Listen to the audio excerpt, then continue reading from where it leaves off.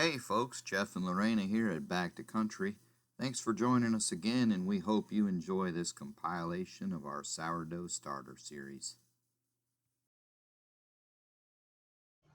So a lot of folks were asking, how to make the starter for a recipe. I don't really have a recipe and didn't want to type something up, so I figured when I did it, I watched a ton of different YouTube videos. I read about it and everything, and was still a little bit hesitant. And even after I started it, I still kept going back looking for more information on, am I feeding it right? What should I expect? And I learned a few lessons along the way, and eventually we got it all figured out, and now we've got a pretty good sourdough starter. So if you didn't catch it when I first started, I'm Jeff with Back to Country. My wife and I are creating a homestead, and the way things are nowadays, I think kind of getting back to the old way of doing things and being able to self-sustain is a pretty good idea. Unfortunately, we're just a bit behind. My dog's a bit excited. He thought somebody was at the door. Anyway, so this is the sourdough starter that we grew. We started it on March 26th, and it took about 6 days before it started bubbling, and really was, doubling in size. And so basically, when I say double in size, it means when you mix it up and you feed it where it starts, which today it started at this rubber band because we took a bunch out, and then it grows as it feeds and ferments, and that's how you get the doubling. So it's up here now, and it actually was up here earlier, so it rose more than double, and now it's fallen again. And that's the sourdough starter that becomes the base for every sourdough bread. And if you saw our post yesterday, then you know that we made a whole wheat sourdough bread. It came out pretty good. It had a really good sour flavor. I was actually surprised at how strong the sour flavor was, because it reminded me of San Francisco style sourdough, and they say that you can only get that in San Francisco, but right or wrong, it worked out pretty good. Really, the key ingredients to one of these things is water and flour. That's it.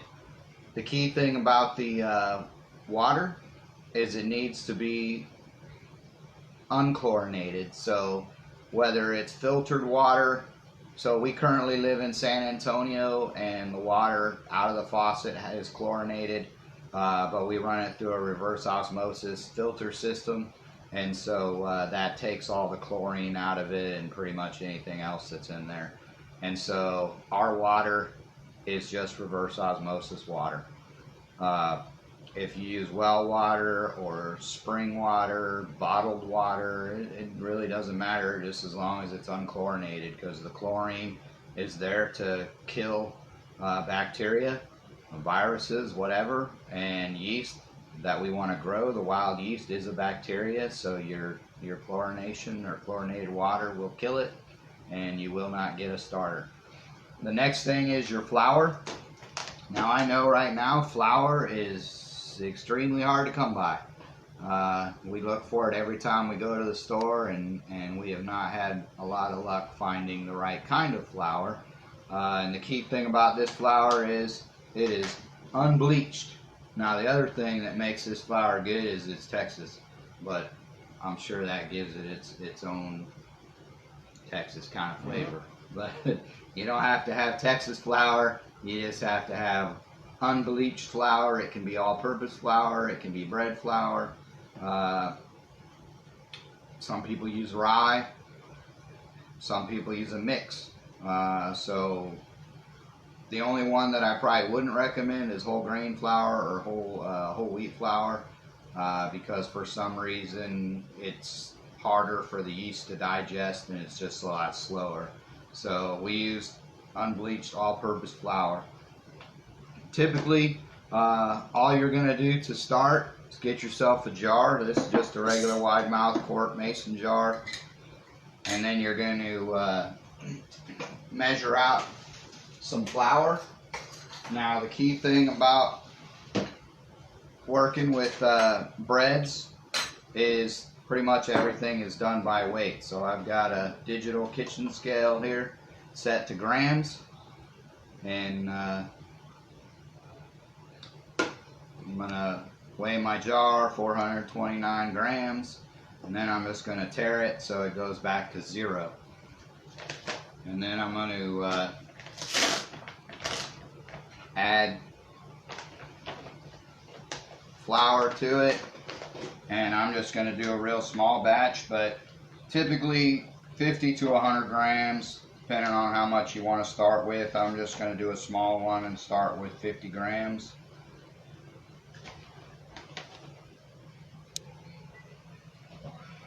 Oh, that's 56, so I'll take a little bit out.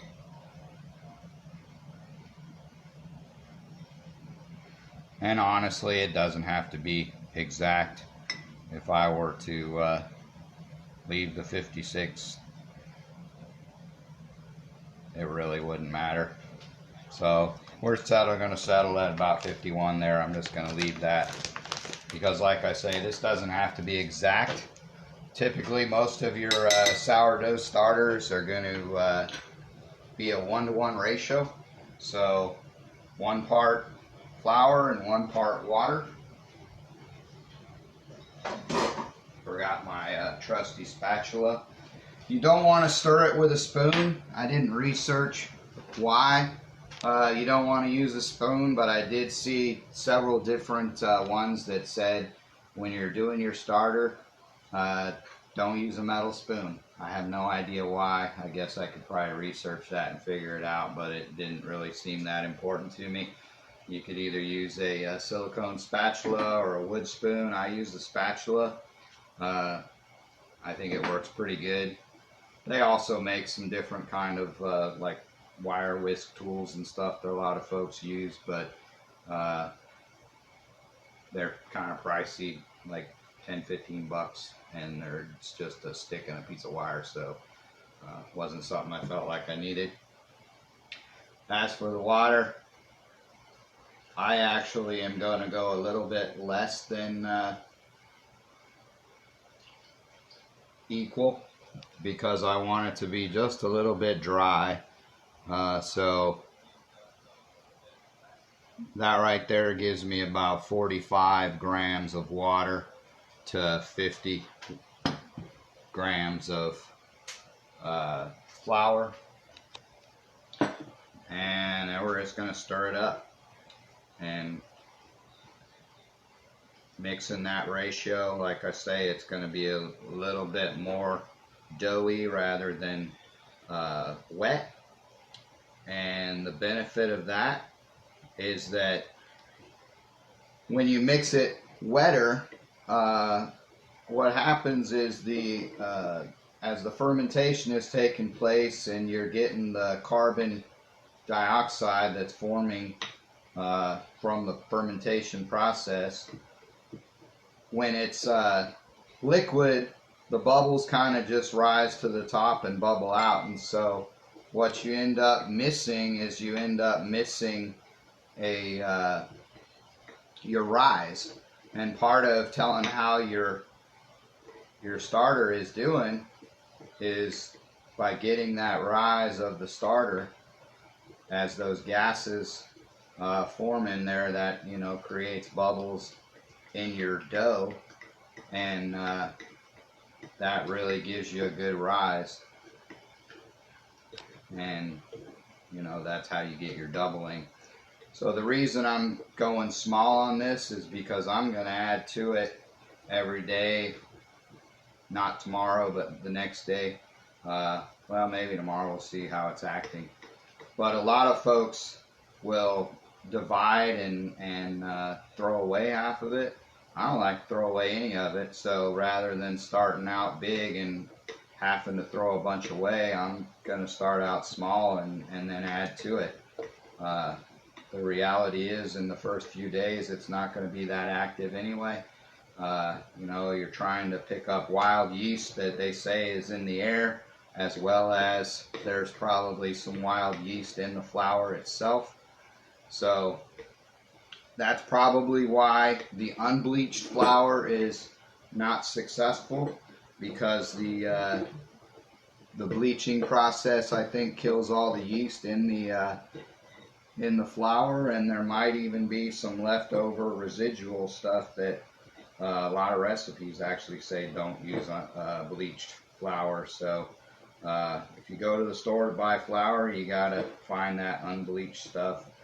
Typically your organics are going to be that way, if you can find organic flour.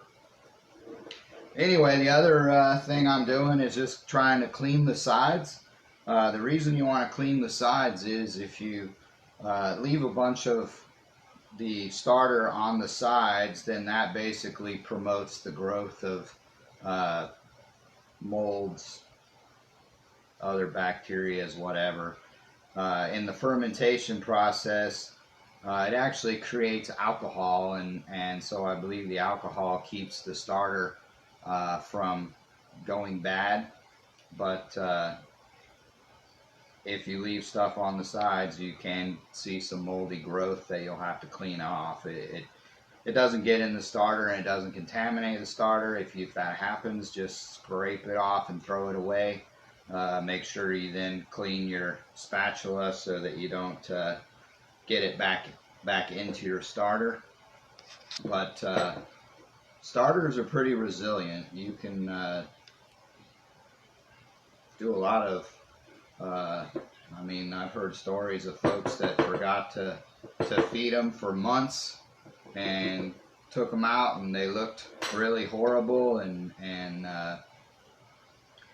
they just dumped what they call hooch, a liquid, off the top, and scraped any mold or bad looking stuff off, and then basically fed it, and it came right back to life. So that's kind of the good thing about a sourdough starter too, is when you're done baking, you can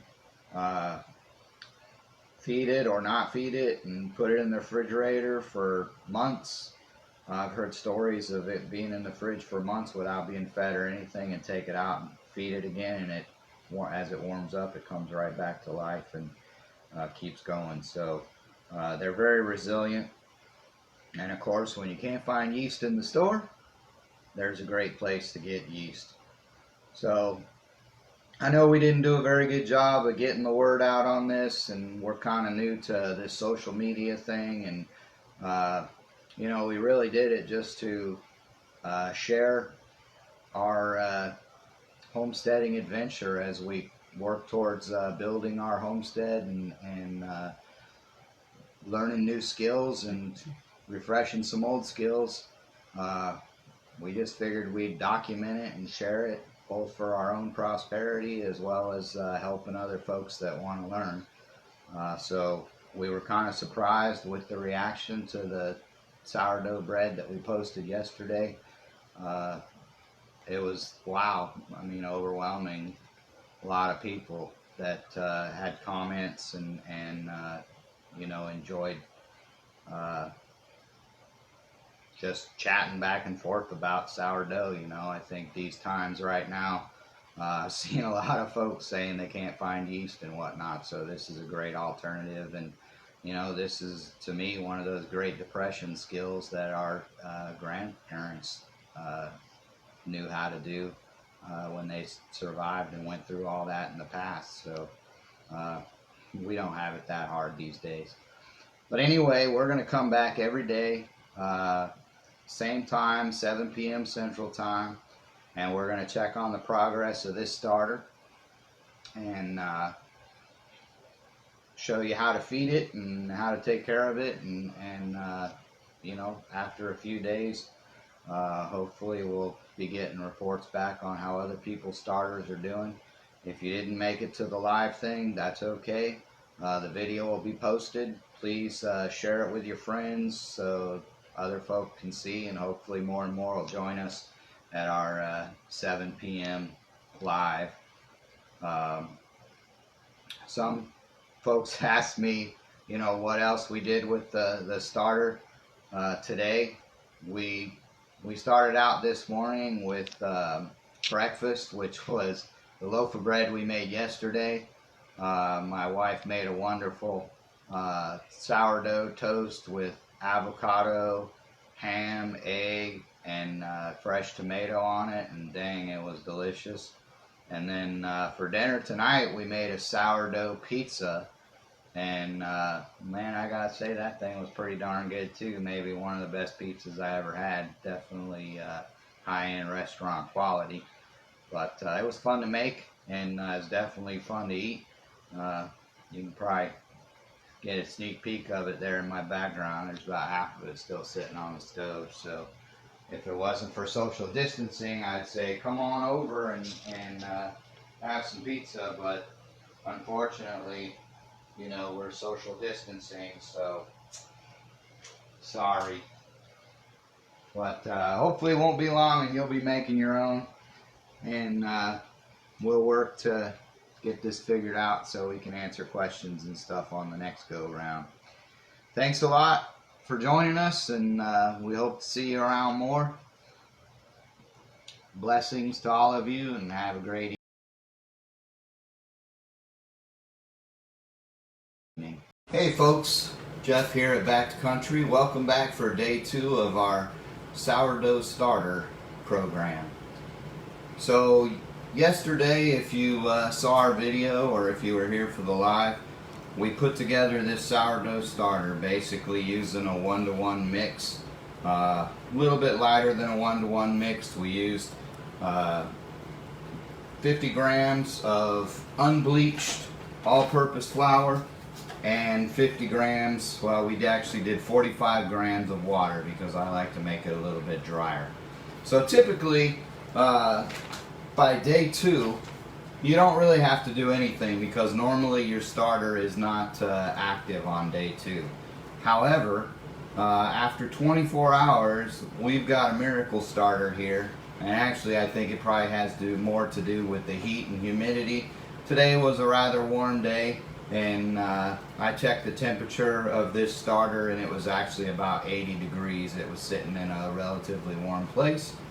And so because of that, and maybe even because the humidity is high, this starter has been extremely active. If you get a close-up look here at the starter, you can see all the bubbles and everything in the top of it, and basically those bubbles is that yeast working and forming that carbon dioxide, which is bubbling up through that starter. So the yeast is already active in there. It's been feeding, and that's after 24 hours. So like I say, typically on the second day you don't have to do anything with it but stir it, but we're actually going to feed this today because it is so active. So great news, I guess, that it's working fast. Sometimes, like I say, my starter took 6 days to get going. Temperatures were relatively cooler, and we had some challenges. We started out with a little bit of all-purpose flour the first couple days, I think, and before we figured out, or we found some unbleached flour and moved over, and then by day 6 it was going really strong. So after only 24 hours, we're doing pretty good here on this starter. So the next thing that we've got to do, before I feed it, if your starter isn't doing this after 24 hours, don't worry, that's okay. Normally it is not active after 24 hours, so this one has really taken off. Who knows? There's a lot of different theories. I'm not an expert, but some people say that if you're making a lot of breads, that there's actually yeast in the air in your kitchen, etc. And so we've been cooking sourdoughs and everything, and our starters, so that may have had something to do with it. It's really hard to say exactly what was going on there, but the good news is it's very active. If yours is not active, don't worry, because it's totally normal for it not to be. So if you don't have all those bubbles and everything going on day 2, don't worry about it. Just give it a good stir. That's all you have to do is stir it up. Make sure your sides stay relatively clean so you don't get any bacteria, mold growth, etc. on the sides of your jar. Just give it a good stir and let it sit for another 24 hours and then feed it on day 2. So we're going to go ahead and feed day 1, and we're really going to feed it the exact same as we did, excuse me, the exact same as we did to make it. So I'm going to turn the scale on here and basically put that on the scale.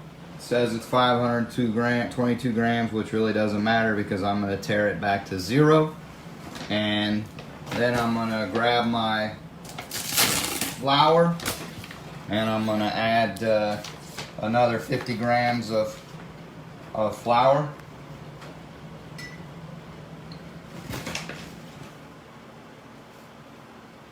Oops, making a mess.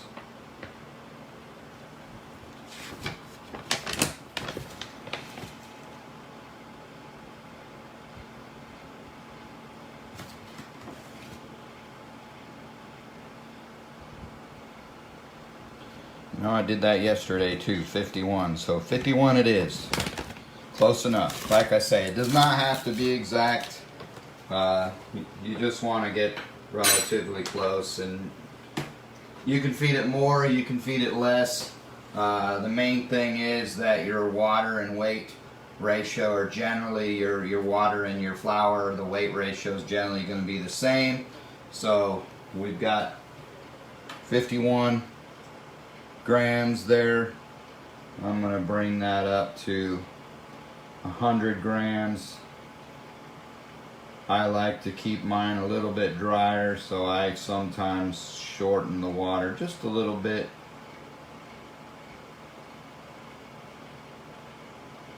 And there's an even 100. Since we had an extra gram of flour, I'm going to call that okay.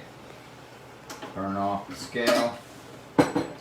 And then I'm just going to stir it up. Again, it's not rocket science. The key thing is just to keep it going, keep it clean, and hopefully you get those bubbles going in there and you got that yeast active. And that's really the key. I mean, that's the whole purpose of a sourdough starter, is you're just growing that wild yeast, and this is really your culture that gives it a place to grow, and you're gonna feed it and keep it healthy. Of course, you know, once you've got a healthy starter, if you leave it out on the counter, you're gonna need to feed it, like, depending on the temperatures and stuff, possibly every day or every other day. So once you get to the point that you're like, hey, that's enough, I want to take a break, whatever, all you got to do is put it in the refrigerator. And by chilling it, that slows down that yeast bacteria growth, etc., and that allows it to kind of take a break and go into almost a hibernation. And then you really only have to feed it like once a week. But like I said yesterday, there have been folks that have talked about it, that they forgot theirs or went on vacation or whatever and actually didn't feed it for 2 months. I saw one, and you know, all they did was clean it up and feed it again, and it came right back.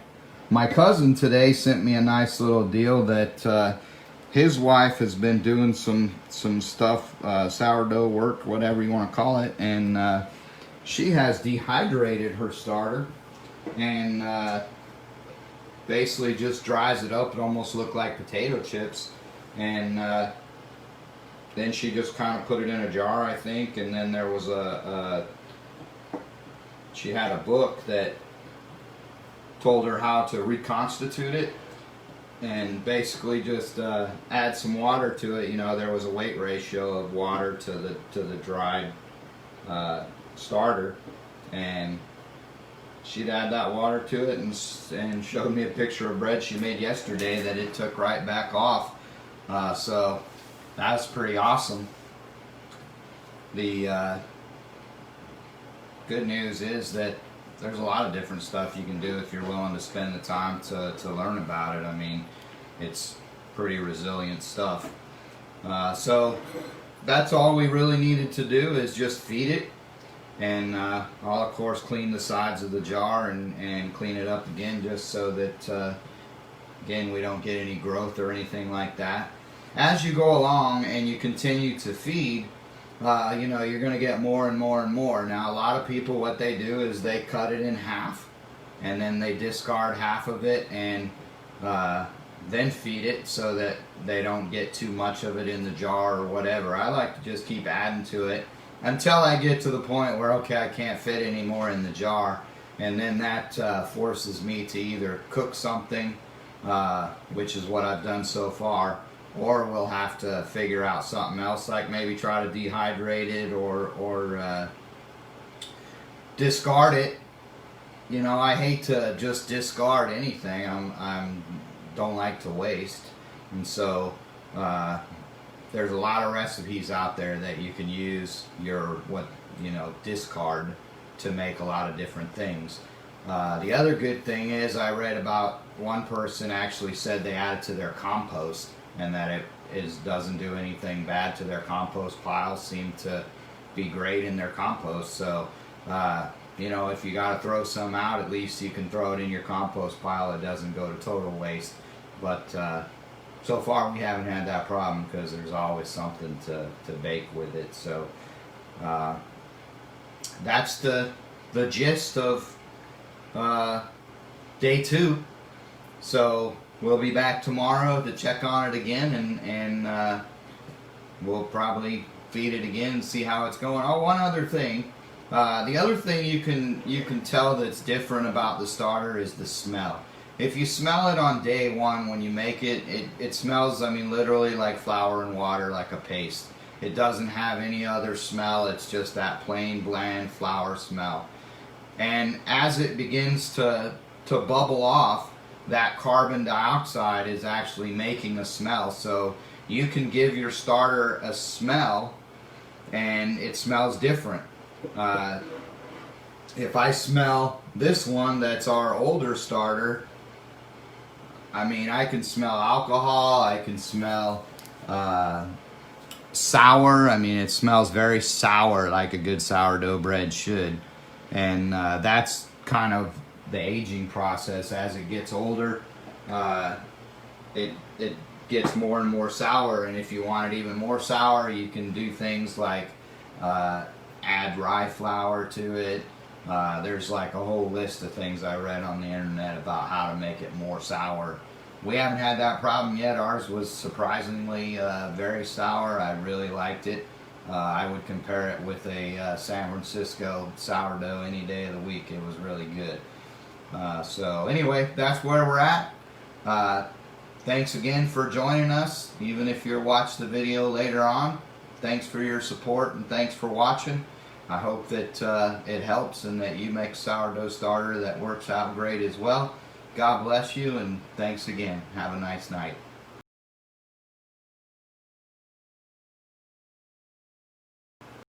Howdy folks, and welcome back to country. Today we're on day 3 of our sourdough starter series, and you know, like day 2, sourdough starting as a starter is not that exciting. But basically what's been going on is, we talked about yesterday, the starter was real active, meaning it's got a lot of bubbles. And if we look at it today, that's basically, we see the same thing. We see a whole lot of little bubbles in there. The main thing is that the yeast is in there, it's feeding, it's active, but we're nowhere near ready, because when it becomes ready, the dough, or the starter dough, I guess, will actually begin to rise as it bubbles, instead of just staying flat and bubbling. So right now we're still in the flat and bubbling stage. The bubbling is good news, because it tells us that the yeast is active in there, but a starter isn't ready to use in cooking until you're actually doubling, because it won't pass what's called the float test. And so the float test means that you can take a little bit of that dough, like a little spoonful or whatever, and drop it into some water, and it will actually float. And the reason it'll float is because it's got so many airy bubbles in it that it floats. And so you can see the difference in the bubbles on the older starter versus the newer starter. The newer one, a lot of tiny bubbles, very active. The old one has like big bubble, almost like a pancake. When you cook a pancake and you get those big bubbles that form, that's what the new one. Now the new one, I haven't fed it yet today, so it actually rose way up and then it dropped back down. It hasn't dropped all the way to its original level, but that's kind of the way the feeding process does, is it eats all that starches and sugars, etc. It goes through its food source and it rises, and then as it depletes that food source, it'll drop back down, telling you need to feed it. As far as the smells go, now this one's starting to smell more like a bread dough. And this one just smells, I mean, there's a strong sourness to it that sourdough has. And you can, to me, I can smell alcohol and I can smell the sourness that you would find in a sourdough bread. So based on the activity level, what are we going to do? Oh, I did this after yesterday. I forgot to mention. Once your dough becomes active, your starter, you want to put a rubber band. You can use a pen and just make a mark on there too with like an erasable pen or something. But I just use a rubber band because I've got them around. But you put a rubber band on to mark the level of where your starter is, so that you can tell how much it's rising. As you see it rise, you just kind of glance at it and you can see whether it's double or whether it's just even rising a little bit. And after we fed yesterday, it stayed very active. You can see the bubbles and everything, but it did not rise at all. So that's normal this early in the game. So what we're going to do with this one is we're going to feed it again. So just like we did yesterday, I'm going to turn on the scale, and this digital scale is measuring out in grams. I'm going to put the starter onto the scale.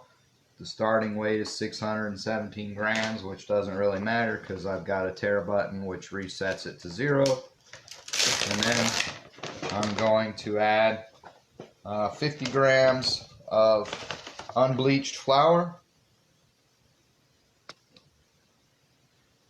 So that was 25.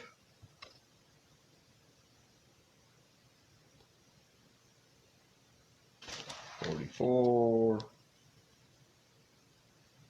48. 50. Woo! Right on the money. First time we did that. Last couple days we keep hitting 51. And then I'm going to add water. And like I say, I like to keep mine a little bit on the drier side. So 91, 94, I'm going to go 95. 95. And this is, again, unchlorinated water. So we're using filtered water. It's basically our city water that's gone through a reverse osmosis. But it is filtered enough to remove all the chlorine. Then all I'm going to do is stir all this flour back into the starter, get it good and thickened up again. And of course, you want to clean the jar. You want to always keep the sides of the jar cleaned off after you stir it, so that you don't encourage mold or anything to grow on the sides of the jar. Because when the yeast is active, it will create alcohol, and I believe it's the alcohol that keeps anything from growing that ain't supposed to be there in the on the top of the starter. But if you leave it on the sides of the jar, that alcohol and everything won't be there, and that can encourage growth of mold at a minimum. You don't want that. So basically that's all there is to it. So we're going to clean this up a little bit, and then we'll just set the lid back on it, and I'll move the rubber band up a little bit to the new level. Let it go for another 24 hours and see what happens. And hopefully y'all will be back tomorrow to either join us live or see the video afterwards and see how we're progressing. Hopefully, let's see, tomorrow is day 4 of the video, so it's really the 3rd day of the starter.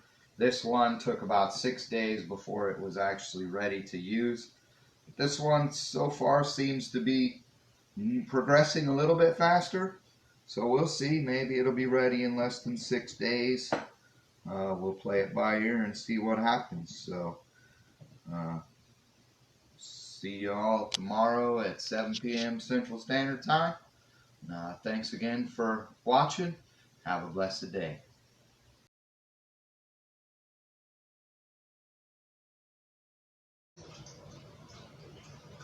Hey folks, Jeff here at Back to Country. Welcome to day 4 of our sourdough starter series.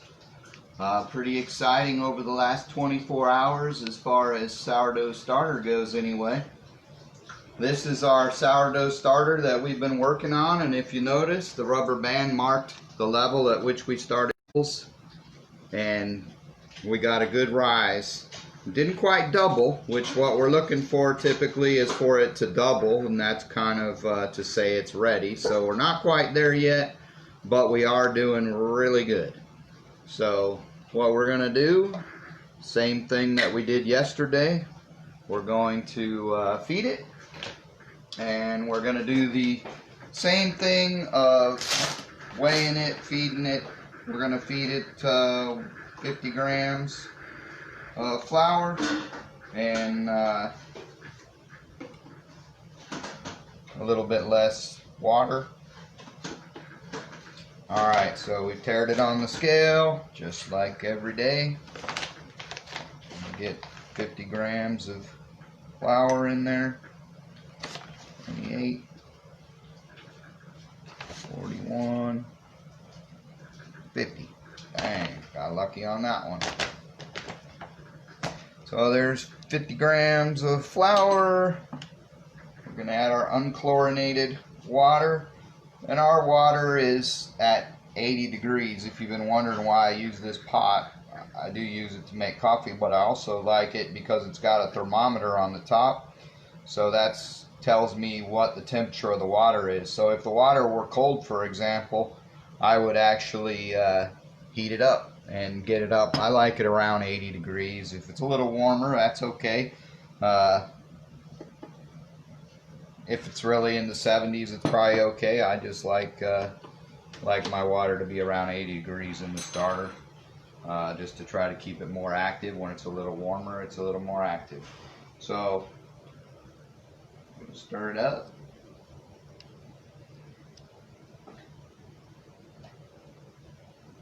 It's looking real good.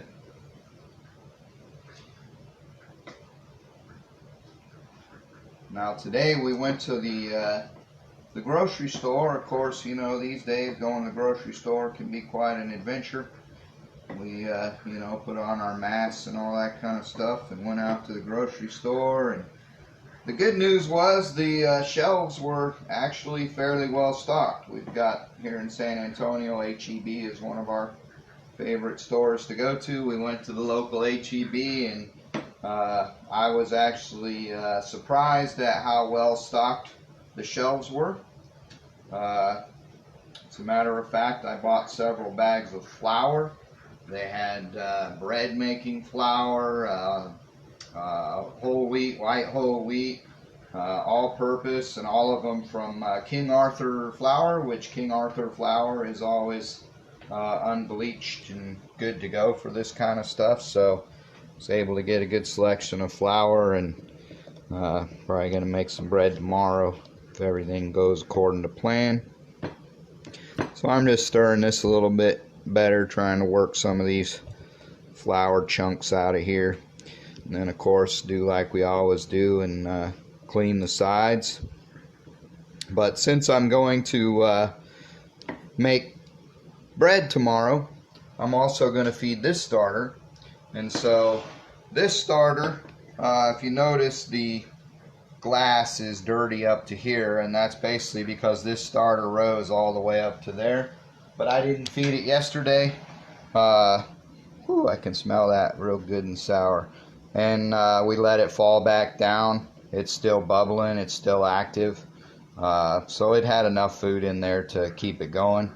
But since I'm going to make bread tomorrow, and this is the starter I'm going to use, I'm actually going to feed this one 100 grams of flour. Let it go overnight. That'll keep it real good and active. And the reason I'm putting 100 grams in is because I will probably take at least a cup, if not more, out tomorrow to use in a recipe. So the reality is you can take it way down. They say even with just scrapings on the side of the jar, it'll continue to be active. But I don't like to take it down that far, so I'm going to feed it a little bit better and give it 100 grams. Well, I gave it 103 grams, close enough. And I'm going to tare that again and give it about 90 grams of water. 92, close enough. And so then I will stir that one, and then we will clean the sides good, like I say, and have it ready. Now I will not put this, so I am cleaning this one right now because I won't put this spatula back into this jar, because that would be cheating. If I put the spatula into the other jar that's got the active starter and then put it into this one, then I effectively would transfer some of that yeast over to this one, and that would not give us our pure science experiment here to see how long it takes. Now remember, this is day 4, so this active starter here is literally 72 hours old. So it is still a very young starter. I'm going to move the rubber band up to the new level. And I'm pretty confident, based on the activity level that we saw from this starter today, that tomorrow this starter should double. And typically when it doubles, that actually means it's ready. If it'll pass a float test, it's ready to use. But ready to use, means that there's enough wild yeast in it to make bread. It doesn't mean that you're going to get that full sourdough flavor out of it. That kind of takes a little more time to develop. So, a lot of people have got starters that are years and years old.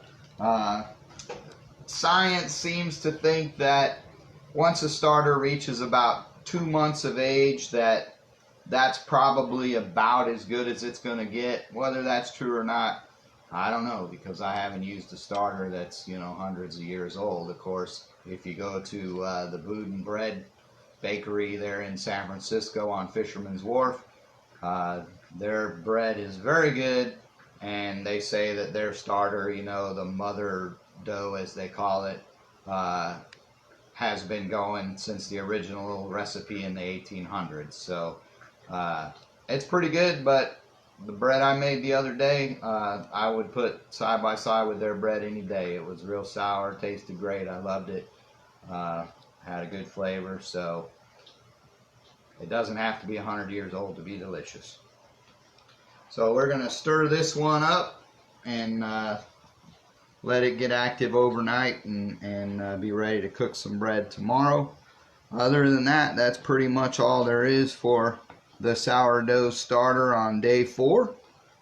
which, like I said, that means our starter that we made here in this series is 72 hours old. So in 3 days, we literally have a very active starter that could be literally ready to bake bread tomorrow, but just because it physically is ready doesn't mean that the flavor is as good as it could be. So we're not going to make bread with it right away, but it's good to know that the starter is that active and really progressing well. So thanks again for joining us. Have a very blessed day on this Good Friday. May God bless you, and thanks for watching.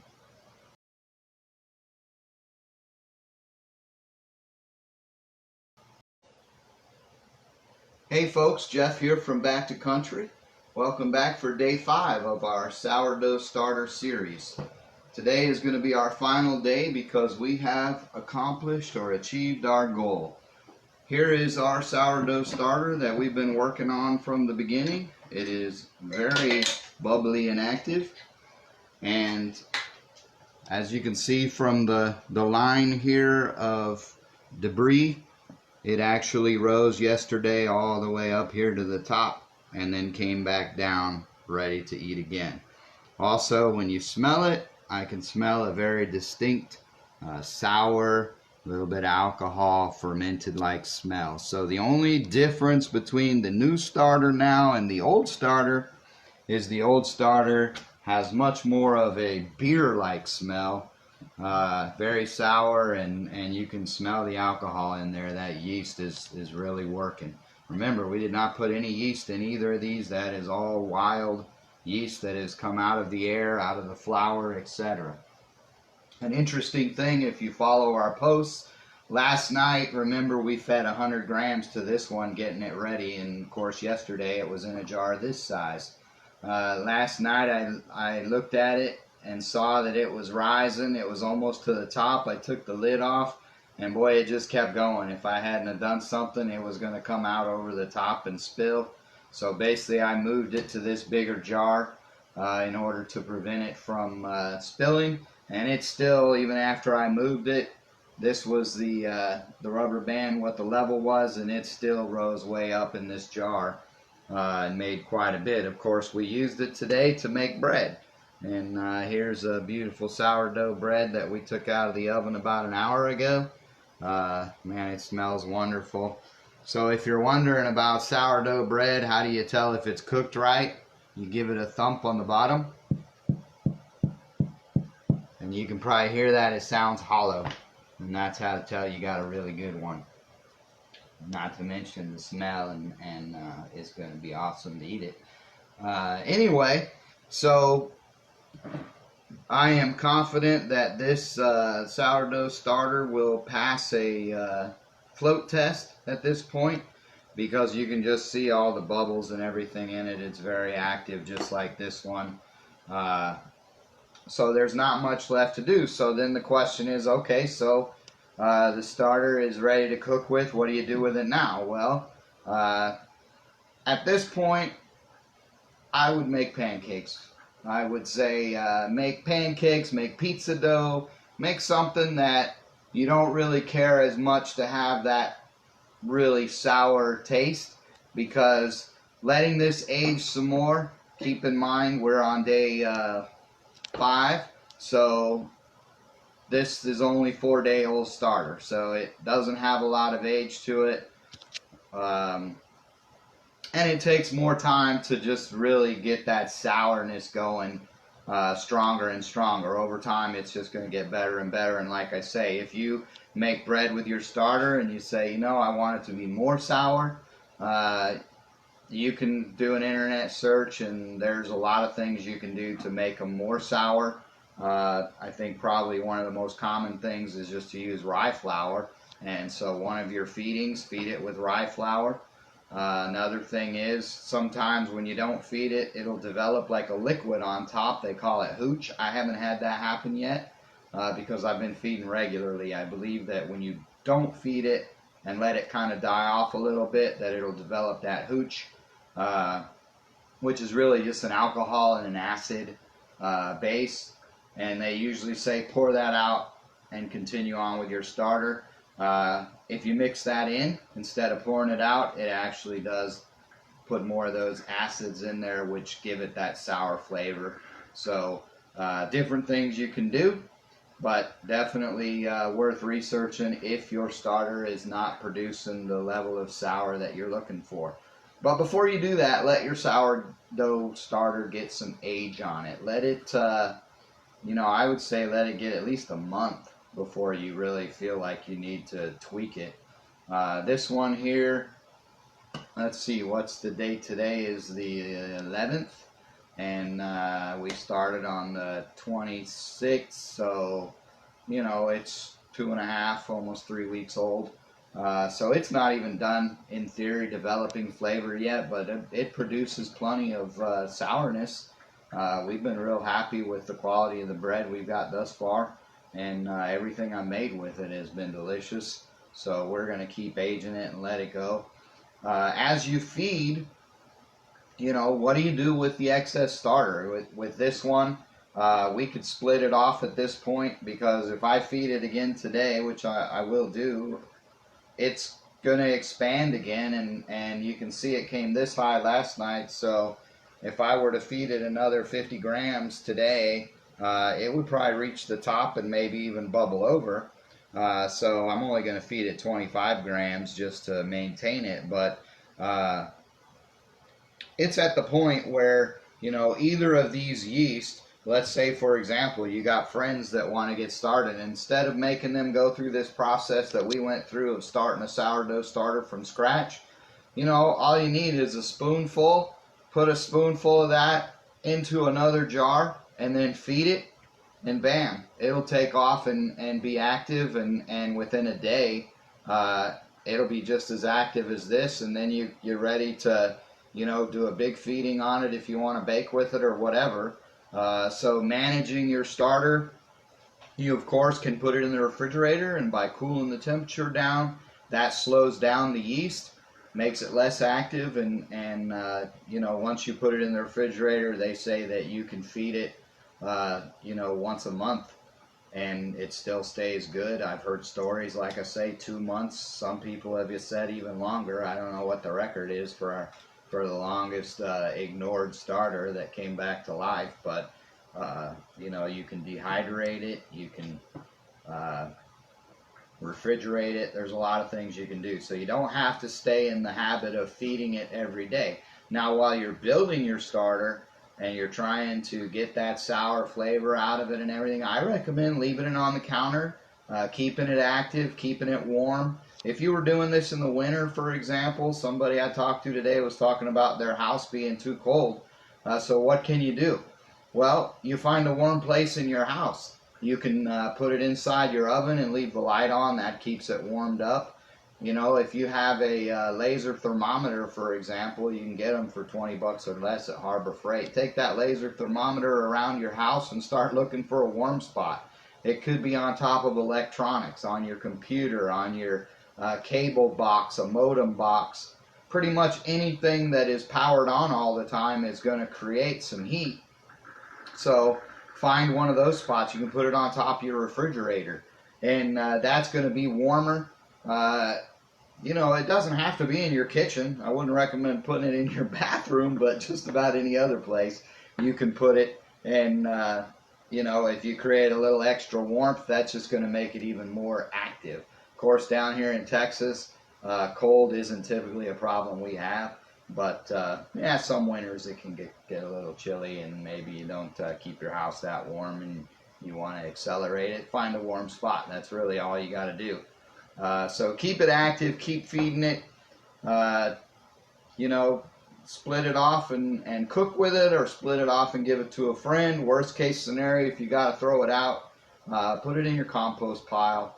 If you don't have a compost pile and you live in the city and you have a organic bin that goes back to the city, which is typically where you put your grass clippings, greens, etc., that's the same as a compost pile. Dump it in there with your greens and stuff, and let it compost and give back to the environment. There's no sense in just throwing it away or washing it down the drain.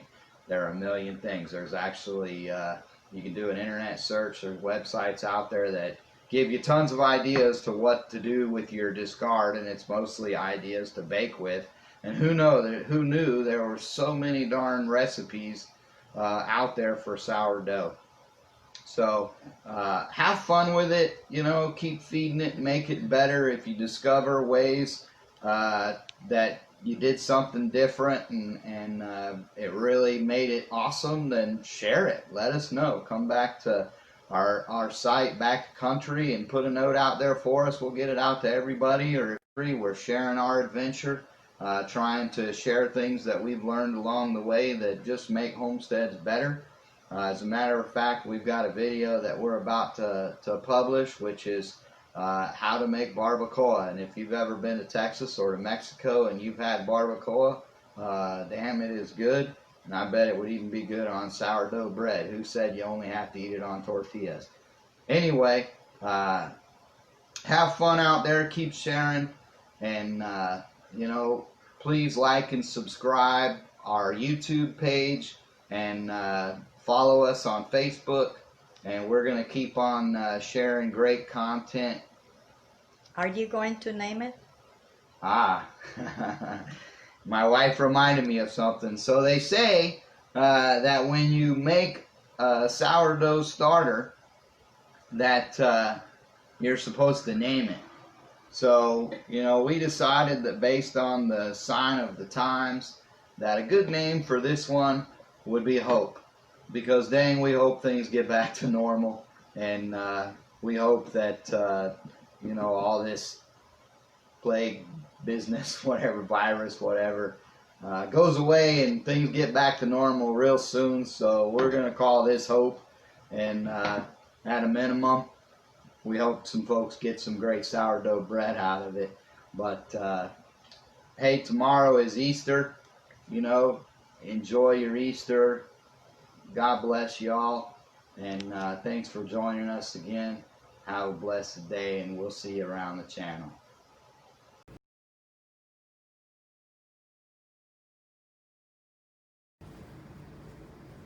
Hey folks, Jeff and Lorena here at Back to Country Homestead.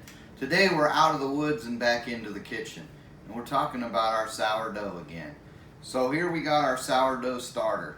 We just came out of the woods after about almost 2 months of being out of town. So this starter has literally been in the refrigerator, untouched, unfed, unbothered for 58 days now. And here we can look at it. It doesn't look horrible. On top, it's got like a, I don't know, I'd say clear to brown liquid. But other than that, you know, it looks normal. When you smell it, it actually smells very strong of alcohol. So basically, as the yeast fed on the starches in the starter, it created alcohol as the byproduct, and that is what we see floating on top of the starter. So the first thing I'm going to do is I'm going to pour this off. Now sometimes people say that you can keep that and just mix it in and it'll give you a stronger, more sour flavor to your starter. But because it's been sitting so long and much longer than is ever recommended to leave your starter, I'm going to pour it off. And now what we're going to do is we're going to feed it and we're going to see what happens. My prediction is it's going to restart just like normal. So the first thing I'm going to do is put it on the scale just like always of how I would feed it. Let the scale come alive here and then zero out. So I'll tare it. That gets me back to 0. And so the first thing I'm going to do is I'm going to add approximately 50 grams of all-purpose flour. This here happens to be King Arthur. We use different brands based on whatever's available.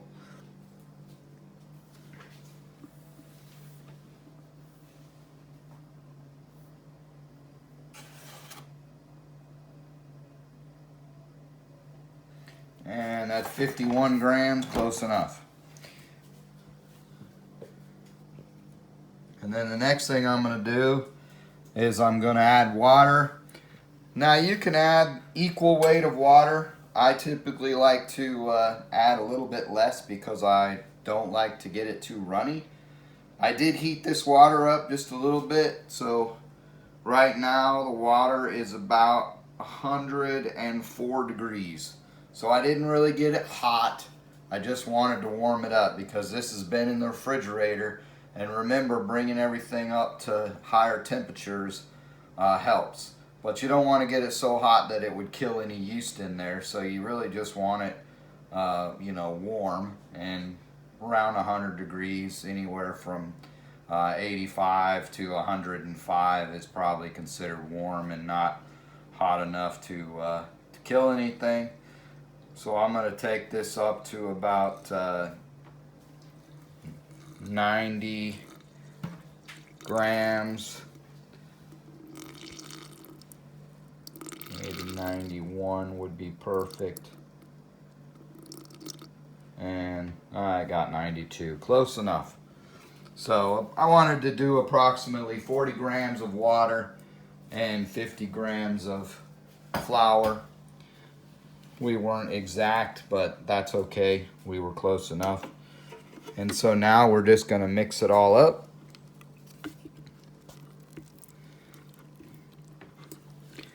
And one thing I can tell you is that the starter felt a little bit hard, almost thick. So maybe that's from the liquid that came out of it, the fact that it's been sitting so long. That's okay. We're gonna see what happens. It's definitely softening up as I stir it, but it still feels a little bit hard and doughy, which is what I want. I want it to be like a dough consistency. As I stir it, I can smell the alcohol. It actually smells a little bit like beer. But that's okay. That's, like I say, the byproduct of the yeast feeding on the starches. And that's the whole purpose of your starter, is to cultivate the yeast. And so that's what we want in there. We want a starter that's good and active with lots of yeast in it. And so, as always, I'm just mixing it and then scraping down the sides, keep the sides clean. We do that so that we don't get any mold, mildew, whatever growing on the sides of the jar. We want to keep everything as clean as possible. And so we've done that, and our rubber band is really pretty close to the level where it's at. It actually went down just a little bit when I poured that liquid off. So I probably could have went 1-to-1 on the liquid and been just fine, because I didn't take into account that I had just dumped that other liquid off of it, and that made a difference. But we've never left a sourdough starter go this long, so we're testing this theory out that it'll start back up. And so there, we've got it mixed up and everything. It's still pretty cold from being in the refrigerator. We put the lid on without tightening it, and now we're just going to let it sit at room temperature. As it warms up in room temperature and everything, we're hoping that it comes back to life and becomes active. If not, we'll give it a few days and feed it as necessary and continue to film as we progress and see what happens.